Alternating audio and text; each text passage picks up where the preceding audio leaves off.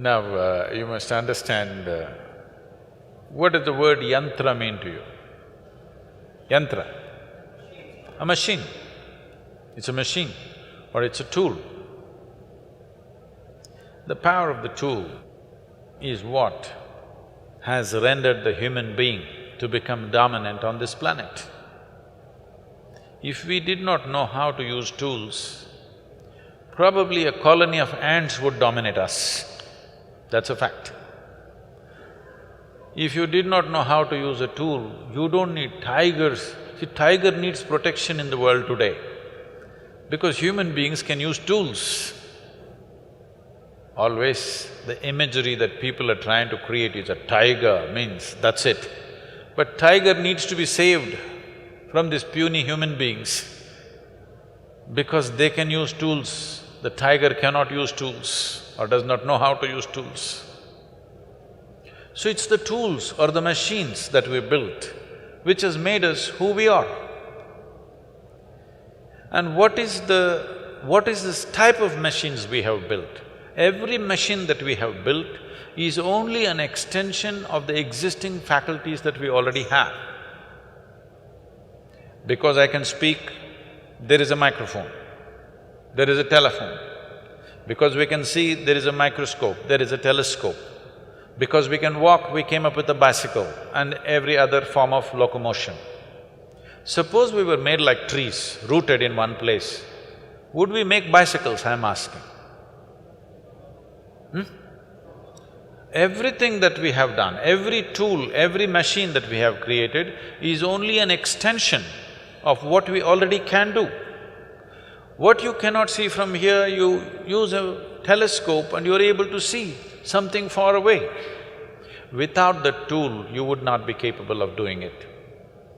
When I refer to Devi that you're talking about or Dhyanalinga as a tool, people, Devi Bhaktas will say, Sadhguru, don't say that. Devi is more than our mother. You can't say it's a tool. I said, okay, you have such a problem, you come to the ashram,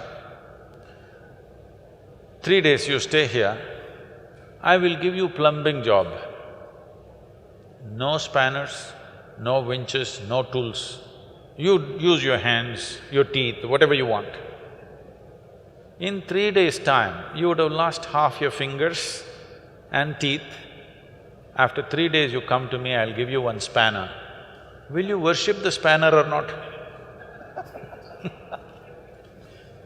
This is the power of the tool.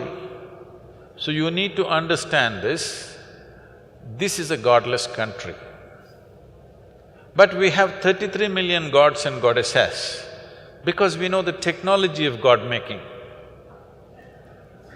Yes. We started creating energy forms that they will function in a specific manner. And we can create energy forms which can recognize you as a person. We can create general forms which will benefit everybody, or we can create specific forms which will recognize you as a person. You know, you have heard of Kula Devatas. What this means is, it is calibrated in such a way, it'll recognize the genetic material of who you are.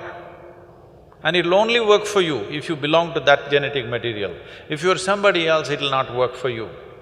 We've gotten all mixed up and we don't understand this anymore properly, nor is it done properly, that's a different matter.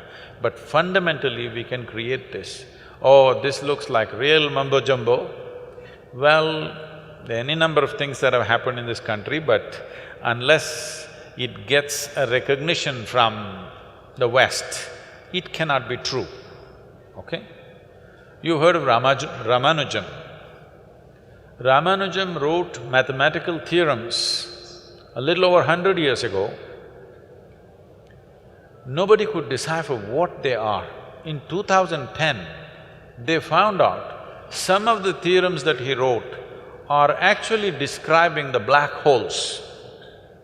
When he wrote this in 1910 or 1908, when he wrote this theorem, there was no concept of black hole in the scientific community, but he made a theorem for the black hole. So people asked him, he just sat down on his bed, even on his deathbed, he sat down and simply poured out mathematics. People asked, where is this coming from? He said, my Devi. All I do is appeal to my Devi and it just pours out for me. What these deities are, if they are properly consecrated, if the necessary science has gone into it, is they are windows to the existence. You can open up a certain window and access the cosmos in different dimensions. So for different aspects of life, we created different type of tools or machines. So in India, all deities are also referred to as yantras. But then the bhakti movement came. When the bhakti movement came, a bhakta or a devotee does not care for science. His emotion is everything. So anybody who would find a stone and a chisel, they started making their own things without the necessary science behind it. So the entire thing got skewed very badly because of the bhakti movement, because that's a different kind of movement. Otherwise, then this entire process is a very profound science. It's not just you, there are thousands of people, those who have these avigna yantras in their homes and offices. If you listen to their stories, you won't believe things that are happening to them, because this is a powerful tool, you just have to learn to use it. If you learn to use it, it functions phenomenally well. The best thing that you can do is you transform this itself like that, but this will need some work. If you're willing to work, we can consecrate you. I can make you like a living, walking temple if you want. The easiest thing to consecrate is a living human being. But the problem with the human beings is every 2 minutes they will take a U-turn. So we are choosing stones and other material who are more reliable than you.